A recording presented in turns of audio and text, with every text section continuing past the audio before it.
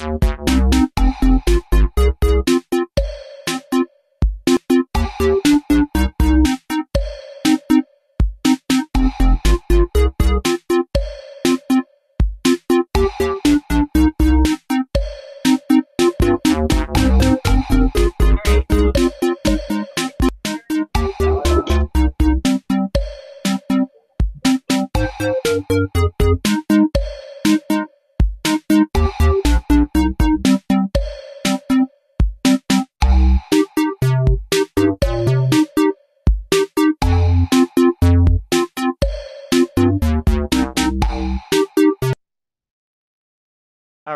right. Welcome to the show, everyone. We're going to go ahead and get started with today's virtual field trip. If this is your first experience on one of Learn Around the World's interactive programs, this is an interactive experience for you if you're on camera, or for you if you're off camera. For everyone, it's interactive. You can send in your questions early and often. I recommend you can do that in two ways. You can use the Q&A app built right into your Zoom window. Your other option, teachers, if you are a Twitter user, you can use the hashtag GeoShow on Twitter. Please only use the hashtag. If you @ me, I will not see your question.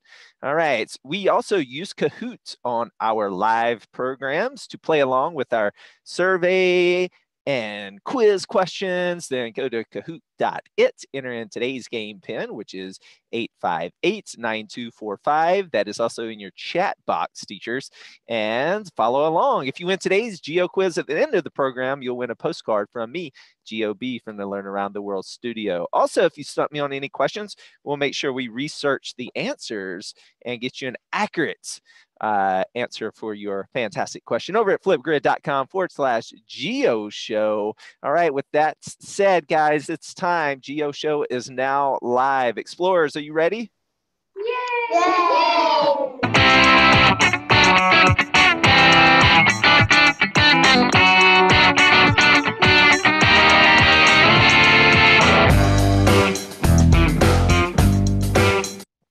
All right. Welcome to the Geo Show, and the title of today's programs is Natural Wonders of Southern Mexico, brought to you by Learn Around the World. All right, we're kicking off today's show with a survey question. So we're going to practice using that Kahoot app if you are playing along today as one-to-one students, or if you're playing as a class. Make sure you help your teachers out, students, and yell out the answers when you see them for your teacher to answer with. Okay, we're going to go ahead. These first few questions are survey questions, so they are not worth points, and we're using those for practice. So you only get 10 seconds here on the Geo Show to answer, not a lot of time. Also, you must look up at the screen where you see me right now to see the questions and the answers. So let's go ahead and practice. If you're not logged in yet, don't worry. You have time to do so. Make sure you go to kahoot.it on any web browser, or if you have the app, open the app and enter in today's game pin, which is 858-9245. Again, 858-9245.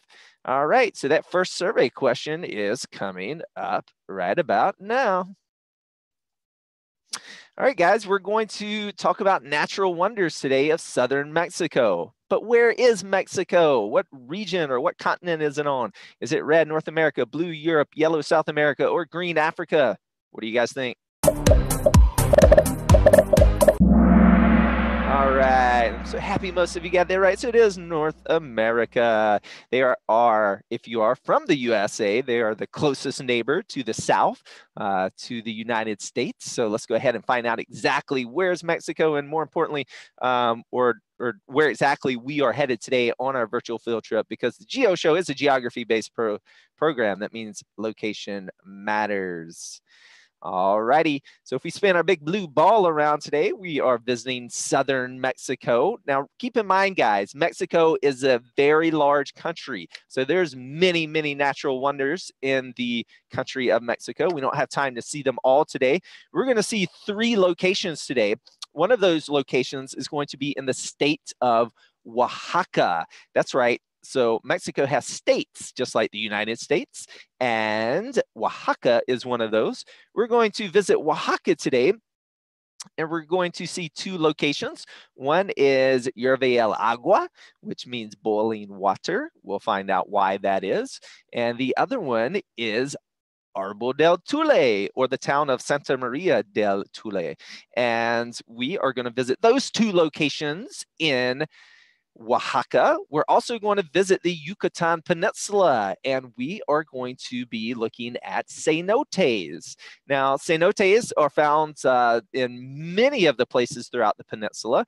And just to give you an idea or a little taste of the cenotes, if you will, there are several kinds, 3 in fact. We'll learn about all 3 of those, but these are open cenotes. So these are sinkholes, basically. So these are just filled up with water. They're big holes in the ground that are filled with water. It's like natural pools.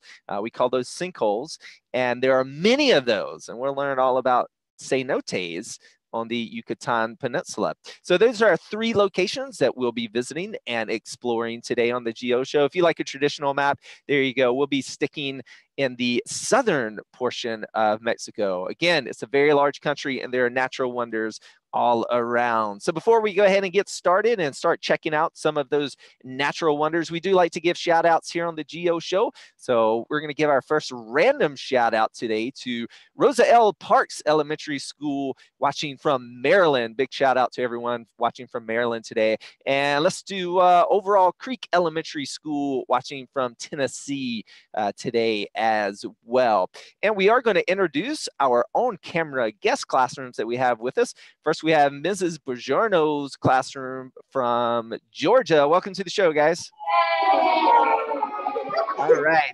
And does your classroom have any fun facts about Mexico that you would like to share today? There are 6,000 keynotes on the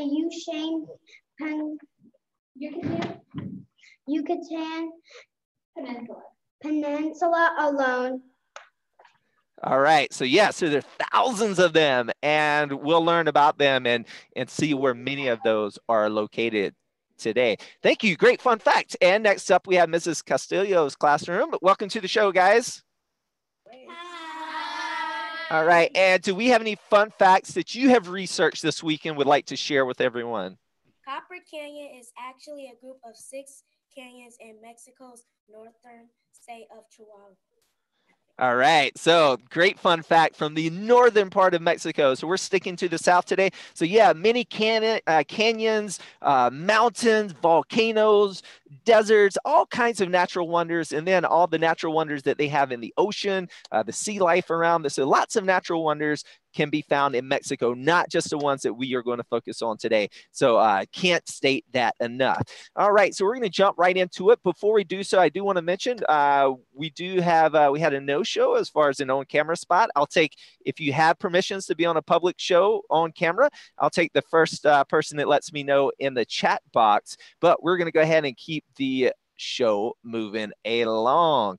So our first thing that we're going to do is we're going to look at 3 different topics today. We're going to talk about 3 different locations that we just learned about. So Arbol del Thule, which is the widest tree in the world, Hierve el Agua, which means boiling water, or cenotes. And today's show is actually a choose your own adventure show. So I want to know from all of you out there, what do you want to talk about first? And you're going to answer using your Kahoot. So grab your device if you're playing along one-to-one, or be ready to yell out to your teacher. Today is a choose your own adventure show. What do you want to learn about first, explorers? Red, Hierve el Agua, blue, Arbol del Thule, or yellow, cenotes. Ooh, that was a close one, but we're going to start off today talking about Hierve el Agua. Great choice, explorers. So we're going to head to the state of Oaxaca to talk about Hierve el Agua. All right, so just to give you an idea of what we're going to look at. So when we leave our vehicle and we go out to look at Hierve el Agua, it's located on a cliff. So what you see here is the brown area is at the bottom of a cliff and the white area is at the top of a cliff here.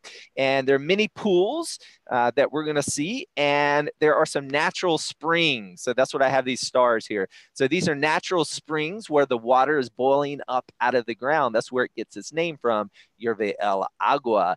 And let's go ahead and check it out. All right, abracadabra, we're now in southern Mexico. As we can see in Oaxaca, it's a very dry region, and Yerve el Agua is actually, it's run by a local community here, so you have to pay an entrance fee to get in. As we were paying our entrance fee, a farmer was walking his donkeys by as we look out over the beautiful landscape. So you have to park at Yerve el Agua and walk out to the cliffs. And this is Yerve el Agua. So there are two kind of main, what we're going to look at here, those pools that I was pointing out to you from our bird's eye diagram I showed you earlier. So we're going to see lots of little and large pools as well. Now, these pools are created by natural springs. So if we keep in mind, let me get another color and do it here. Let's use yellow here. So under the ground here is what we call the water table. And often what a spring is when there's a hole in the ground or there's a place where the pressure of the water, it pushes the water up, and water comes from the groundwater and bubbles up to the surface of the ground. And that is called a spring or a natural spring. So these are what's feeding these pools. And what happens is the water ends up running over the side of the cliff, and it leaves these deposits. So we're going to learn about what these deposits are in just a second as well. But that's a good starting point. So if we look at these, it looks kind of like frozen ice, right? But it's not really frozen ice, guys. That is actual rock.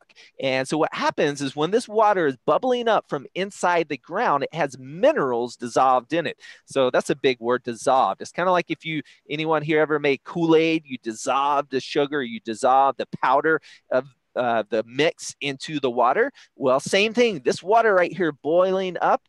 Again, Yerve el Agua means boiling water. But guess what, guys? It's not really hot. It's actually quite cool.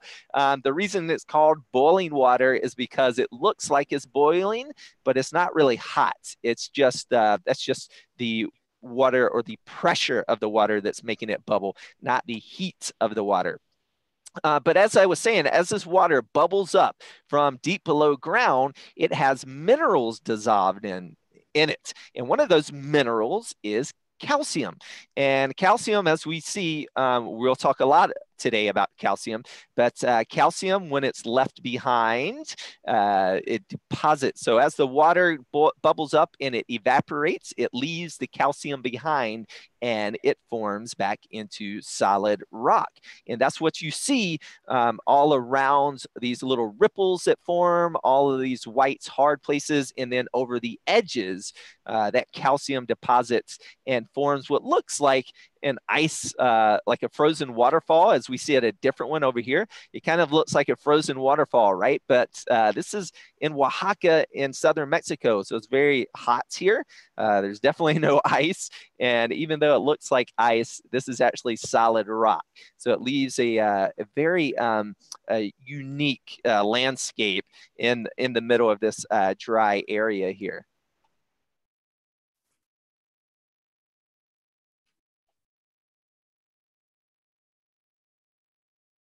So if we look at these pools, there's two types of pools. There's natural pools and there's man-made pools.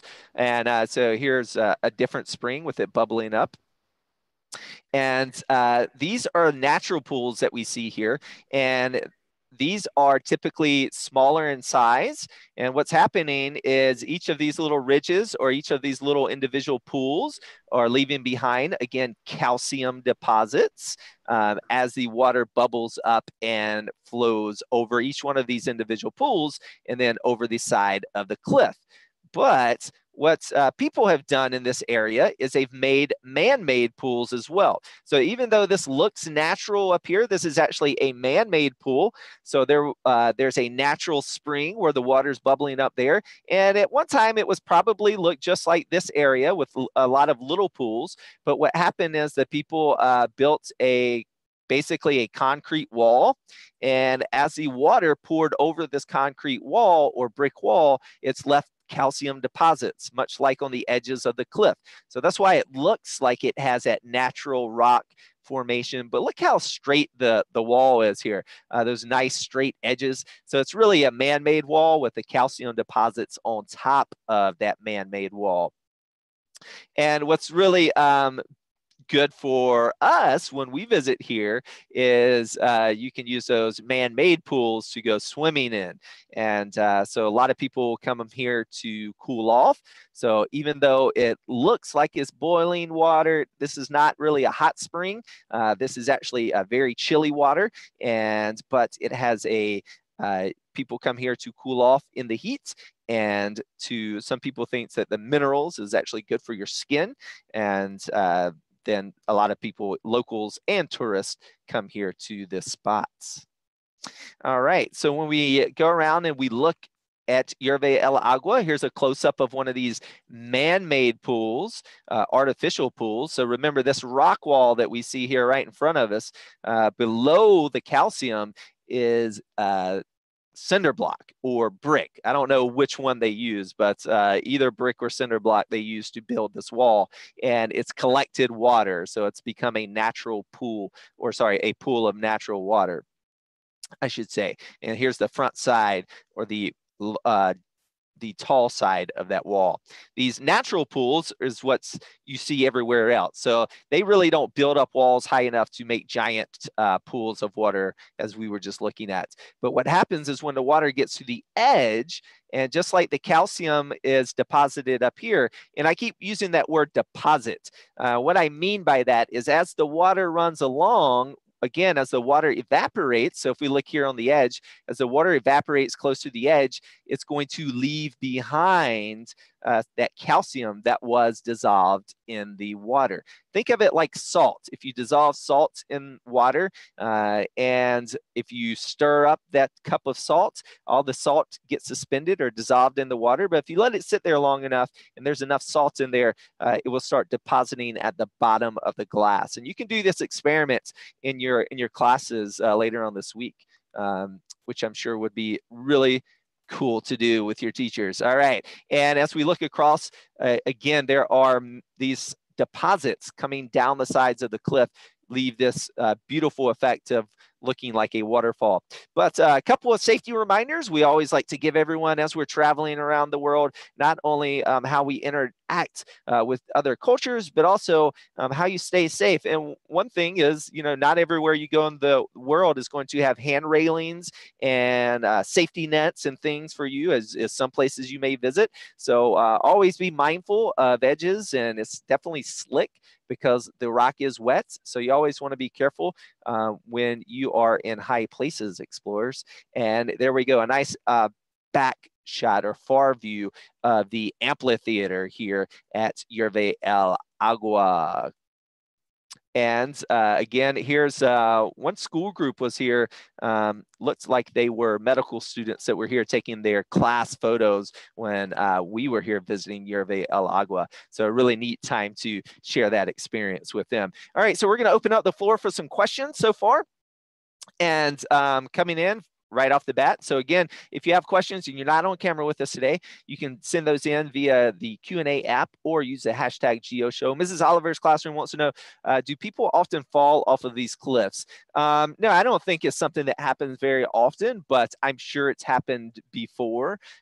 As cliffs all around the world, people have accidents while hiking. So it's just a reminder to always be safe when you are near cliffs, especially when you come to see a place that has wet, slick rock around it as well. So we always want to be safe when we're exploring around these beautiful natural wonders. All right, so great question coming in from there. And we're going to start off with our classroom over in, let's go to Mrs.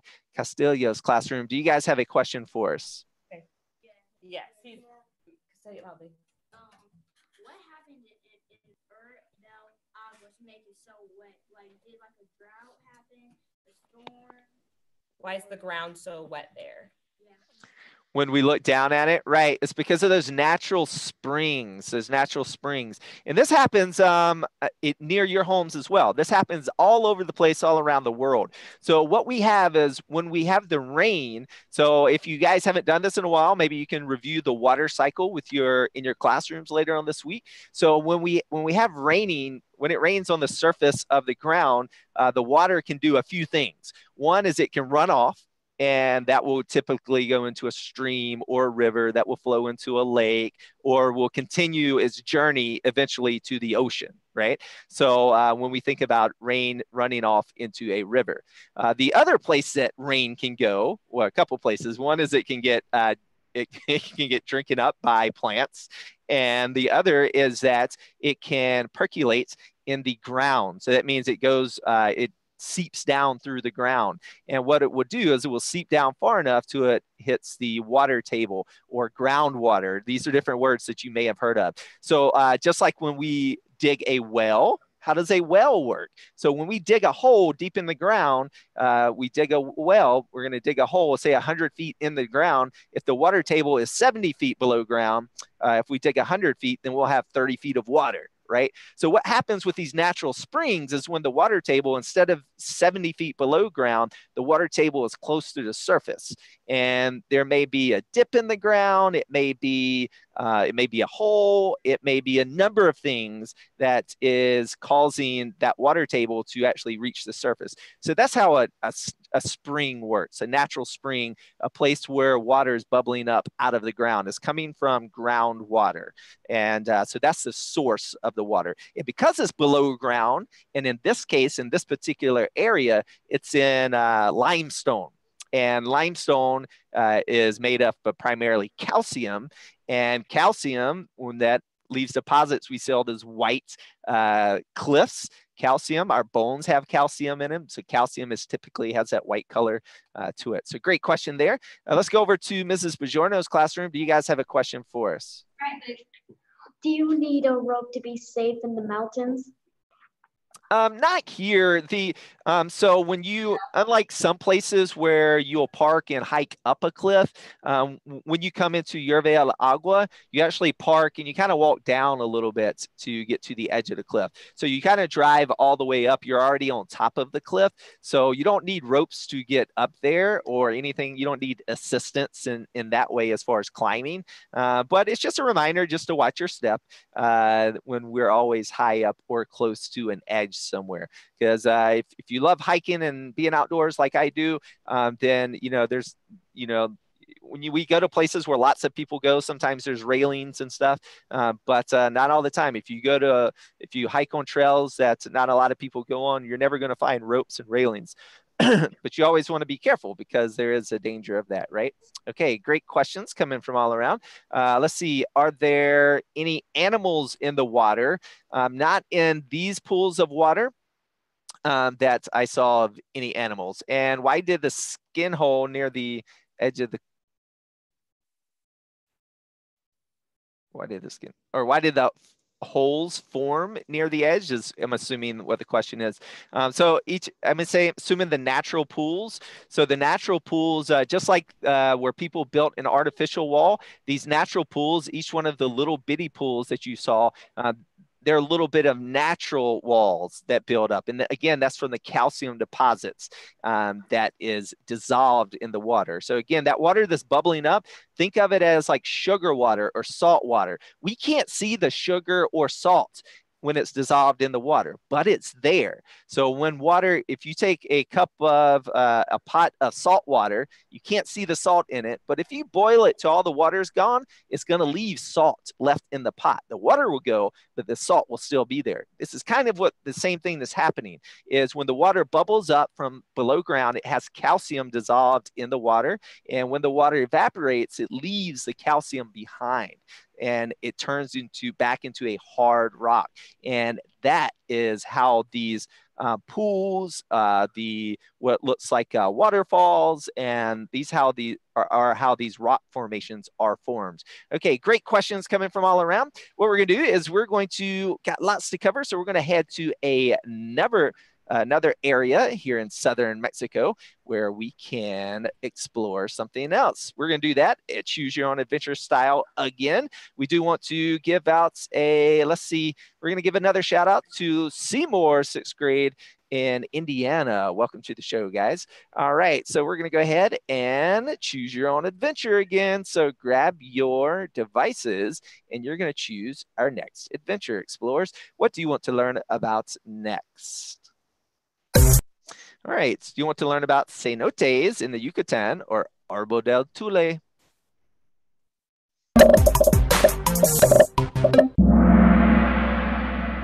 All right, so it looks like we are going to talk about Árbol del Thule. The whitest tree in the world is found in, again, the state of Oaxaca.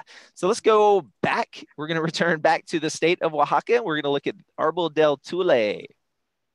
So Árbol del Thule, when we look at the trees, so I'll back up again. So this is Árbol del Thule, and right there, and you can kind of look how big it is by the church or cathedral that's next to it. Now, it's not the tallest tree in the world. It's not the oldest tree in the world, although it is very old. It's about 2,000 years old, guys. But it is the widest single tree in the world. All right, when we look at some of the facts of Árbol del Thule, I should say, so the diameter right here is a little over 14 meters wide. So the diameter, so if we draw a circle, a diameter is the measurements across that circle. Okay, so 14 meters in diameter. So for everyone in the US that's used to feet, that's 45 feet. Diameter is the cross section of the tree. How tall is it? It is 42 meters tall. That's 137 feet tall. So it's so wide that I cannot even get it all in one shot of a camera. So basically, this is a wide lens that I had to use. So that's why it looks all distorted, this tree in this photograph. And again, it is 45 feet in diameter. So if we take a normal lens shot, you can't even get half the tree in the shots of a camera. It's kind of wild. When you look up into the tree, you can look up at its leaves. This is a type of cypress tree. So it is a coniferous tree. So it drops cones. It never loses its leaves, like deciduous trees. And what's really funny about this tree is it has these little bitty cones for such a large tree. I found that pretty funny. Okay, let's check it out.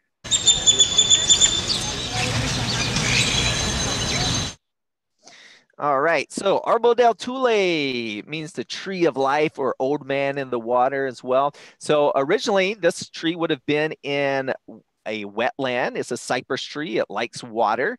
And because of that, when the Spanish came here in this part of the world, they drained all the swamplands and the water. But right around the tree, we see that they have sprinklers. So they keep it nice and wet because the tree likes that.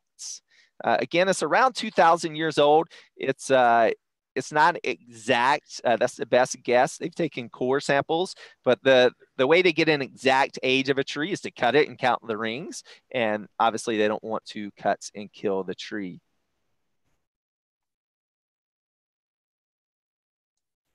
So when you do visit here, you can find people to give you a tour of the tree and to tell you about the history of the tree. And I found when I was here, there were lots of kids that were giving tours of the tree. It was most likely during a school break. Now, they do have a festival every year, and that happens the second Monday of October. So it's the festival of the Thule tree. And again, that's the widest tree in the world. All right, and let's go ahead and open it up. Let's go over to, let's start with Mrs. Castillo's classroom. Let's go to you guys first this time. Do you guys have a question?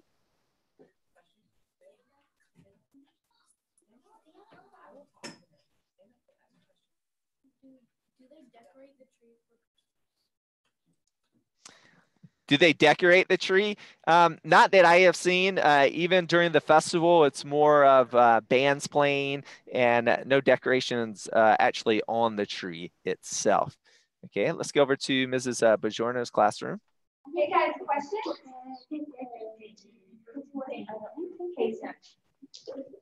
Yes, say that, friend. Would you go to jail if you cut the tree down? Probably. I don't know the local laws for cutting down this tree, but it's a protected tree. The town is named after it.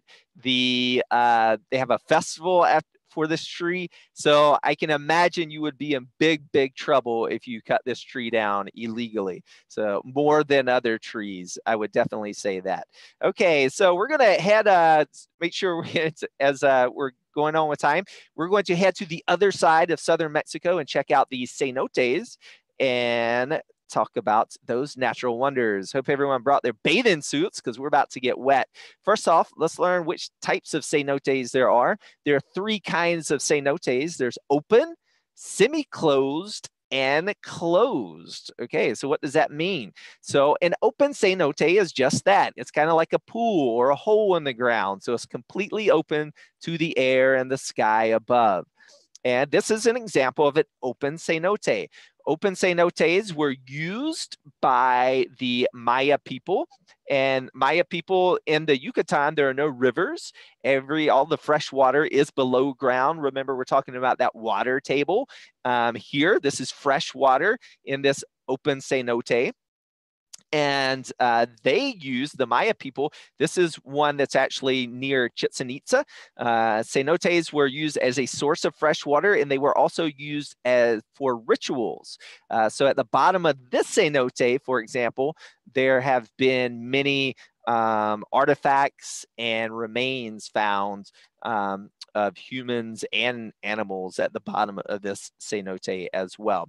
Then we have semi-closed cenotes. Semi-closed cenotes are part open, part closed. That means it's mostly covered, but there is an opening to get into the cenote. And the last type of cenote is a closed cenote.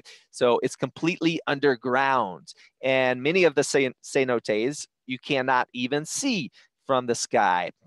Instead, they are running below the ground. So most of the cenotes, the types of cenotes that we are going to talk about today, many of them are closed and semi-closed, and they are parts of many underwater river systems. So the underwater river systems that are running on the eastern part of the Yucatan Peninsula is where most of the cenotes are. Another big area of cenotes is in the northern part of the Yucatan, and most of these are open. And the reason most of these are open, most people have a theory that goes back to an asteroid that hit the Gulf of Mexico, so one that killed the dinosaurs, for example, blew up lots of chunks of rock that landed, these big giant rocks on the Yucatan Peninsula. Now, the Yucatan Peninsula is made of limestone and the bedrock, which is kind of like a sponge. So lots of water running through it. So big heavy rocks sitting on top of it over a long time will make a big hole in the ground. And this is a leading theory for how these open cenotes occur here. Now we're going to learn we're going to go below ground into some caves and a couple of vocabulary words. The first one is stalactite. Can you guys say stalactite? Stalactite. All right. Next one is stalagmite. Can you say stalagmite? Stalagmite. Okay, these are 2 similar words. Here's how I remember them. You see that word mite? Okay, a mite is a bug, and I think of little bugs crawling around on the ground. So if you see stalagmites, that is a formation that is forming from the ground up. So it looks like an upside down icicle, right? Coming out of the ground. Where stalactite looks like an icicle coming down from the ceiling. So these are rock formations. So these are not icicles. Remember, we're talking about deposits of rock or deposits of calcium at Yerba El Agua. Same thing happens here. So what happens is when water runs down the ceiling and it drips off the end of this stalactite, it leaves just a little bit of calcium behind. And over time, it will grow and grow and grow bigger and bigger and bigger. Now, when it drips down to the ground, it lands on a stalagmite. And over time, those stalagmites will grow bigger and bigger and bigger. Now, what happens over a long period of time when they connect? They make something called a column. Can you guys say column? Column. Okay, so these are 3 rock formations that we're going to see in the caves. We're going to see stalactites dripping down from the ceiling, stalagmites forming from the ground up, and a column. So let's check it out. We are going to start off in an open cenote. We're going to see all 3 different kinds here, and let's jump in.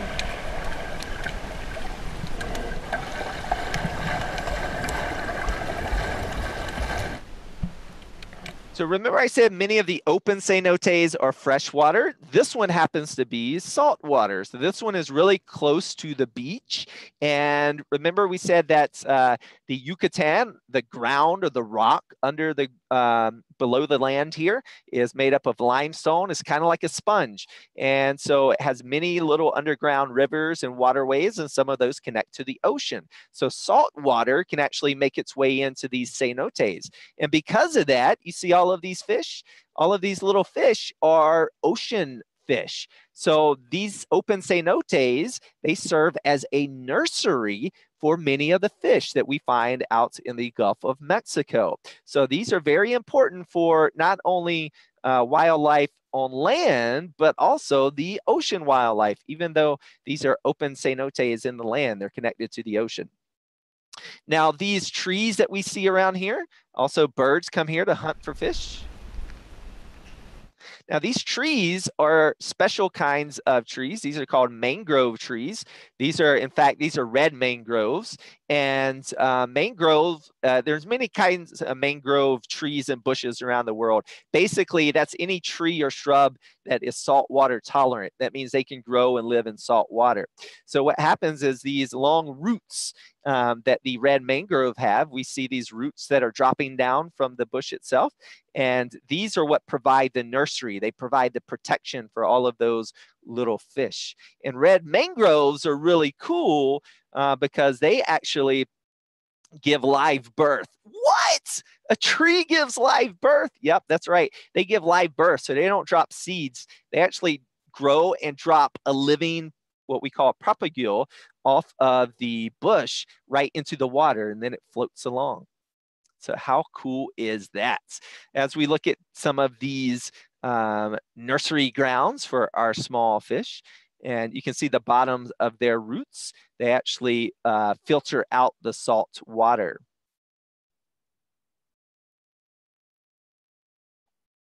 Okay, so how do these open cenotes, how do they become open? And well, one of the ways is a large rock landing on top from a massive blast that we talked about from an asteroid. But this is a different kind. This open cenote was originally a closed cenote, and you can see it's these large rocks that are at the bottom of the open cenote. These were once the top of the cave that collapsed in on itself.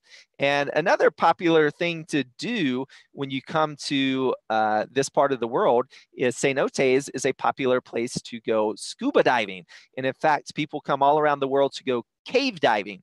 And the way that you practice for a closed cenote is you come to these open cenotes. So that's the scuba divers that we just saw. And they will come and practice in the open cenotes before going into a closed environment because that's a lot safer. And remember, this open cenote at one time was a closed cenote, but you see these rocks here at the bottom. What happens is when the water eats out that rock below it, at some point it gets too heavy and the top of the cave collapses in on itself. And that's where we get the formation of this particular open cenote.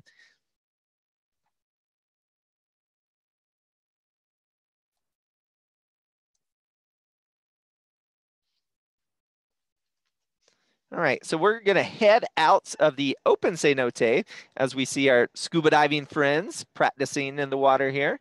And again, it's a safe environment to come and practice in the open cenote first before going to a closed cenote. So we're going to go to a different location now. We're going to see both a semi-closed and a closed cenote. And to do that, we're going to a very popular cenote location called Dos Ojos. And ojos means eyes in Spanish. So dos means two eyes is what it means. And it gets that name. If we were looking from the sky, we would see two holes in the ground here.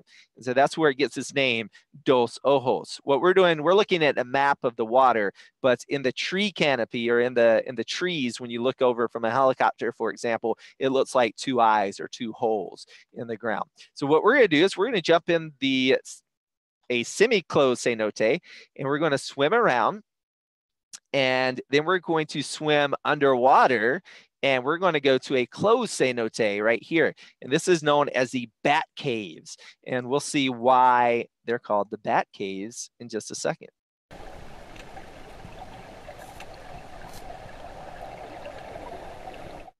All right, so this is a semi-closed cenote. You see how it's mostly covered? And unlike the open cenote we were just in, this one is all fresh water. So let's jump in.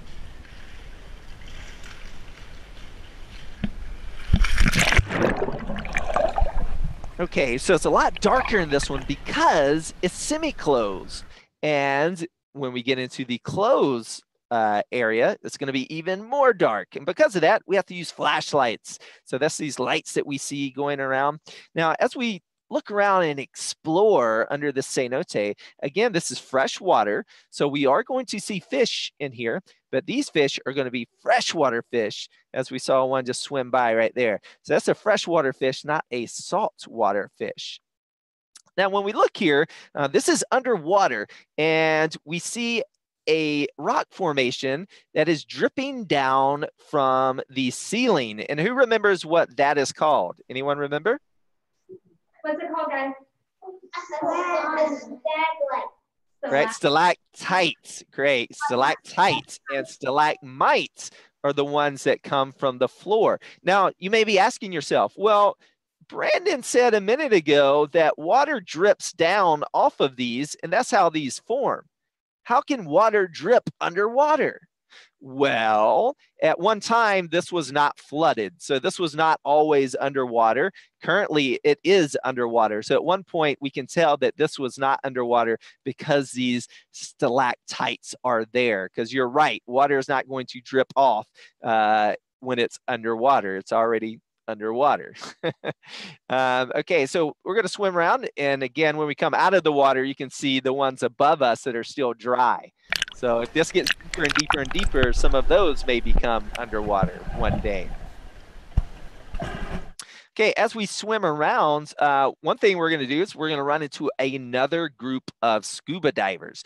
And remember, I said scuba diving is very, it's one of my favorite activities to do in the world because it's really like being on another planet when you go underwater. But is something you need to train for. It can be very dangerous if you don't know what you're doing. So if any of you guys want to be scuba divers when you grow up, make sure you get the proper training. But the most dangerous part of all scuba diving is cave diving. And that's because if you're underwater and you run out of air, you can't just come to the surface. And so that's why they practice in an open cenote before coming to a closed cenote and scuba dive in the caves. But one of the ways you navigate while cave diving is you use these strings. So you'll go in a cave beforehand, someone will map out a cave with these strings. And what you do to navigate is you can go in caves that are completely dark and completely muddy, has muddy water, not clear water, and you can find your way using these strings. What you do is you make an OK sign with your hand. So if you all can make an OK sign with your hand, here's my awesome OK drawing. That looks like a rabbit. What you do is you make an OK and you put the O of the OK around the string. So no matter how muddy and murky the water is, as long as you never open that O on your OK, then the string will always be in between your fingers and you'll know where you're going. So that's what you see here. This string is scuba divers that are practicing navigating using that method, even though that the water is very clear here. So we just saw two rock formations, a stalactite and a stalagmite that are connected. And who remembers what they're called when they are connected? Listen. All right, it's a column. It's a column. All right, so now we're inside the bat cave. And when we look around the bat cave, there's one little hole in the ceiling of the cave, but this is still considered a closed cenote, even though it has that little hole. Now, I'm going to pan the camera around, and everyone keep your eye on my flashlight. Okay, here's my flashlight. And keep your eye on the light over here and see if you can tell why is this called the bat cave. You guys see the bats flying around? Right, so you see the bats flying around. So this is why it's called the bat cave. So bats are flying around. Now here's the cool thing about bats, or uncool if you're me right now, because right here, this is a wooden platform in the middle of the bat cave. And this is my snorkel. Has anyone here ever been snorkeling before? No. Yeah, or seen it? What is this? This is a mouthpiece. Where do you put a mouthpiece at? In your mouth. In your mouth, okay?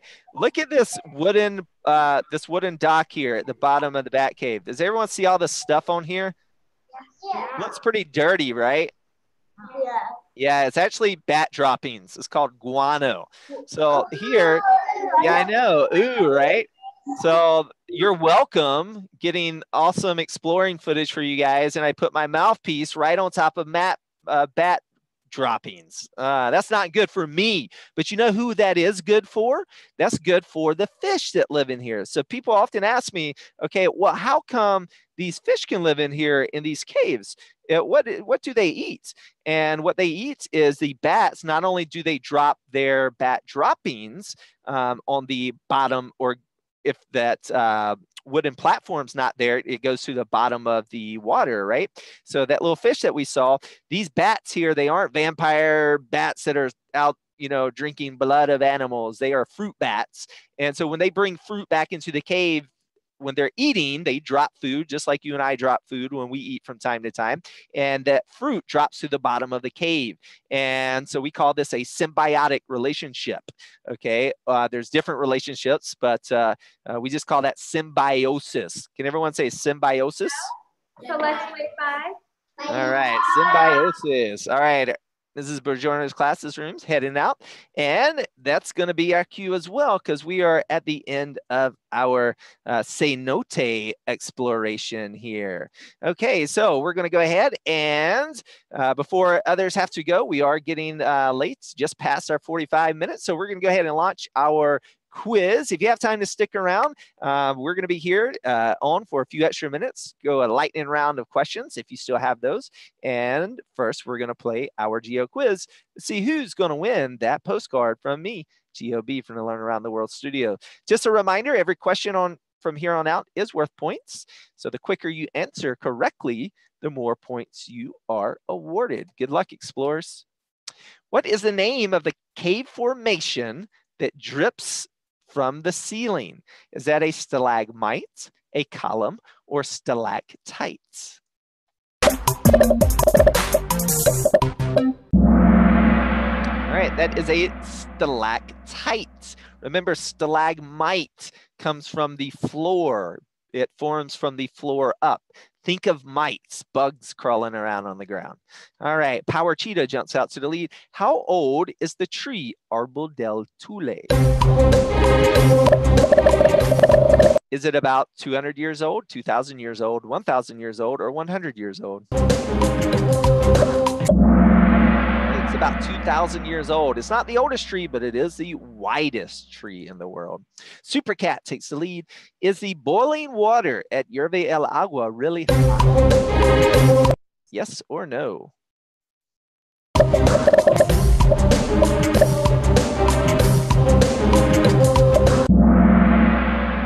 right, no, it is not hot. It's actually quite cool. Super Cat still in the lead. What kinds of cenotes are there? Are there green closed cenotes, yellow semi-closed, blue open, or red open, closed, and semi-closed cenotes? All right, all three of those. Super Cats still in the lead. Which Mexican state is Yerbe el Agua and Arbol del Thule located? Is it red, Chiapas, blue, the Yucatan, yellow, Oaxaca, or green, Chihuahua? is in Oaxaca. Oaxaca. Great. And today's winner is dun, dun, dun, dun, Super Cat. If you are Super Cat's teacher, please send me your school address. You can do that in one place only. That's over at learnaroundtheworld.com/prize. Again, that's learnaroundtheworld.com/prize. Put in your school address at the Google form at that URL, and we'll get that prize sent right out to you. For everyone else, if you have time to stick around and keep asking questions, we're going to go ahead and open up a lightning round of Q&A and get to as many of them as we can. Mrs. Jefferson's classroom wants to know, does the calcium damage the man-made pools? No, it actually just builds up upon the man-made pools. Great. And how deep are the pools? They wanted to know from Texas. The pools are not that deep in the Yerve El Agua. You can actually walk across with the water about up to my chest. So I would say about 4.5, 5 feet at its deepest. Okay. Let's go over to our own camera classroom that's still around with us. Do you guys have any more questions, or are you heading out? There you go. How did you figure out which cenote is closing? Have to repeat it a little bit louder for me. How did I figure out what? How did you choose which ones to go to on the virtual trip? Right. So our process usually when we're on expedition is to basically where we can get access to, and usually what experts that we can talk to help learn about these areas, because we go to places all around the world, and some of these places we're just learning about ourselves when we visit them. So that's how we changed over the years. We used to do choose your own adventure, so we used to let students tell us where to go next and what to make shows about. I don't do that anymore. I'll lose hair doing that. Okay, Mrs. Oliver's classroom wants to know, how big do the baby trees have to be before they leave them? Okay, so the mangroves. So it's actually so they make something called a propagule. It's about the size of a cigar. And what it does is it grows a baby propagule. It gets about yay big, about 6 to 8 inches. And what happens is that propagule lands in the water. And this is with the red mangrove. Other mangroves reproduce in a different fashion. But the propagule, let me get a marker here. So what it does is this is a strategy for spreading across the ocean. So what happens is when that propagule drops on the water, it floats horizontally. And it's been a while since I taught about red mangroves, but I want to say it's around 40 days. Don't quote me on the number of days, but somewhere around 40 days after the propagule floats horizontally, it will turn vertical. Now, what it does is when it's floating vertically is it will hit a low patch of land or water somewhere. Say if it's a shallow sandbar, for example. So when that's floating along in the water, if it hits a sandbar, then it will start to take roots in that sandbar and it will grow a mangrove tree. So that's why we call red mangroves, especially, they're island builders. If you think of the Florida Keys, for example, about 90% of the islands around the Florida Keys are mangrove islands. So they're built up of mangroves. So what happens if you have a sandbar that's just below the water? You get 2 mangroves. Over time, you'll have 3 mangroves. Over time, when you have a lot of mangroves with all of those roots, they start trapping more and more sand and dirt. So over time, it will be a sandbar below water that it will build up to dry land. It will create an island. So we call these red mangrove trees, actually they're island builders. They're really cool trees, really fascinating if you love plants and trees, and especially ones that can live in salt water. Awesome adaptations to it. All right, other questions we had coming in. Let me check. We did not have any over on Twitter a minute ago. Let's see what we have here. What kinds of animals live underground near the sinkholes? Coming from Royal Hall. near the sinkholes, the cenotes, all kinds of animals. So most of them are going to be fish that are living inside of the sinkholes, inside of the water. So we saw different kinds of reef fish, for example, that will be in our open cenotes close to the edges of the land, so near the ocean. They have underwater rivers that connect the ocean to these open cenotes. And so that's how the fish can travel back and forth.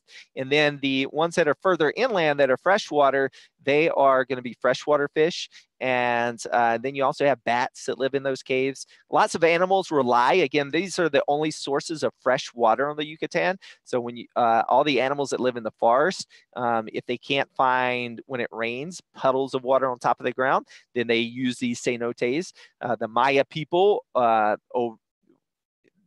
large cities relied on these cenotes, and still today people rely on the water table in these cenotes. So these cenotes, some of these water cave systems are very, very long. For example, the Dos Ojos water system that we saw is around 198 miles long. So of the top 10 underwater longest underwater caves in the world, most of them are found right in the Yucatan Peninsula. I want to say 7 of the top 10 or so. At its deepest point, it goes to 391 feet deep in that river system. And so how do they map it out? Sometimes what they do is they put colored dye water, and so they can trace, they put tracers in the water, and what they do is they track the flow of these underwater river systems. So really unique way. Mrs. Stroud wants to know, do the trees you discussed grow food? So are they edible for people? Is I guess what you're trying to ask.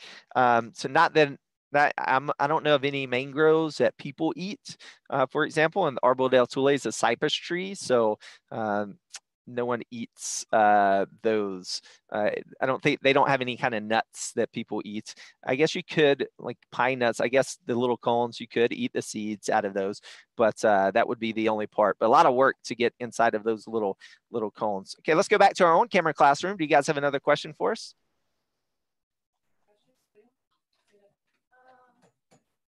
In the sun, has anyone in the sun? Just say another. Okay.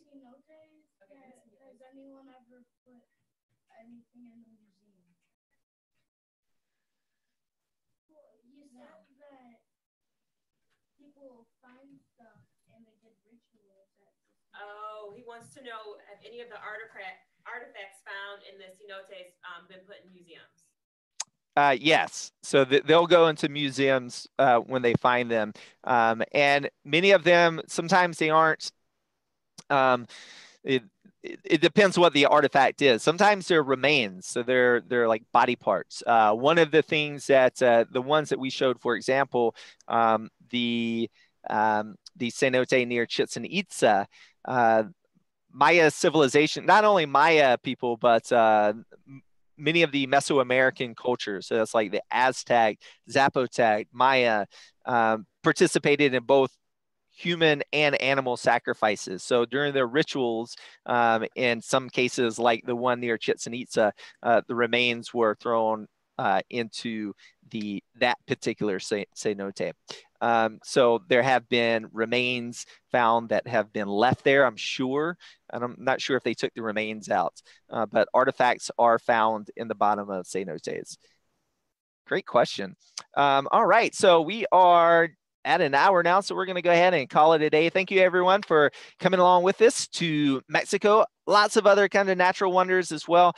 And so fascinating country with fantastic natural wonders. Research them. Go check it out. Go to Mexico one day. It's a beautiful country. Love it. And until next time, it's a great big world out there, guys. So keep exploring. Bye. Bye.